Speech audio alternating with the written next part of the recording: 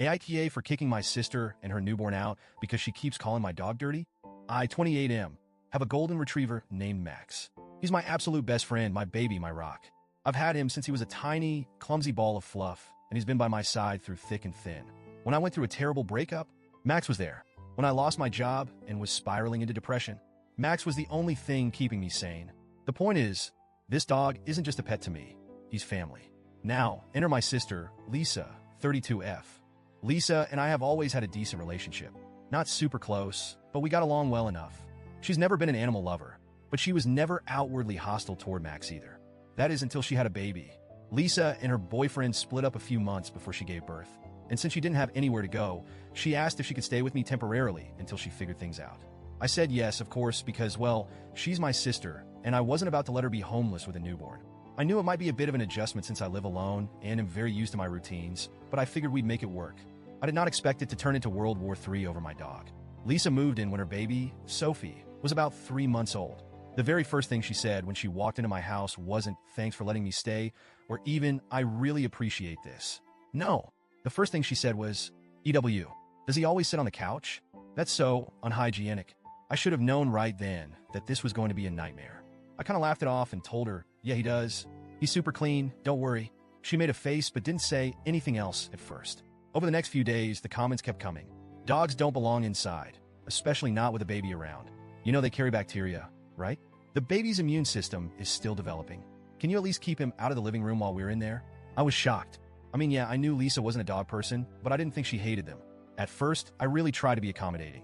I agreed to keep Max out of the nursery because, fine, that's her space, and I get wanting to keep it baby-proofed. But it quickly became clear that wasn't enough for her. One day, I caught her with a bottle of disinfectant spray, soaking the couch where Max had been sleeping. I mean, the cushions were literally wet. "What the hell are you doing?" I asked. She looked at me like I was the crazy one. "I don't want my baby rolling around in dog germs," she said, like it was the most obvious thing in the world. I tried to explain that Max is bathed regularly, vaccinated, and probably cleaner than half the people she interacts with on a daily basis. But she wasn't having it. She kept saying things like, "It's just not safe for the baby," and "you wouldn't understand because you don't have kids." Over the next few weeks, she kept pushing the boundaries. First, she asked me to keep Max off the furniture entirely. Then she wanted me to keep him out of the living room when she and the baby were in there. Then she suggested I start keeping him outside. That was when I finally snapped and told her, "Lisa, this is Max's home. He is not an outdoor dog, and I'm not going to start treating him like he's some dirty street animal just because you have a baby." She acted all offended, like I had just insulted her child, and said, "So you're choosing a dog over your own niece?" I told her it wasn't about choosing anyone. It was about basic respect. I let her into my home, and I was happy to make reasonable accommodations. But I wasn't about to start treating my own dog like a second-class citizen just because she had a problem with him. She huffed and stormed off, but the tension only got worse. The breaking point came about a week later.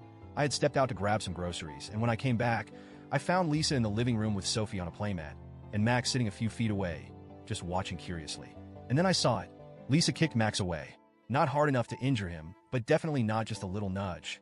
She shoved him with her foot like he was a piece of trash that had wandered too close to her baby. Max didn't react aggressively. He just looked hurt, confused, like he didn't understand what he had done wrong. That was it for me. I completely lost it. I yelled at her, telling her she had no right to treat my dog like that. She started yelling back, saying I was overreacting and that she was just protecting her baby.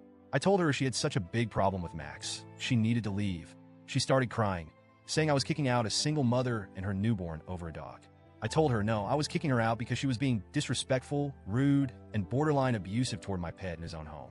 She packed up her things, well, just a few bags in the heat of the moment, and left crying.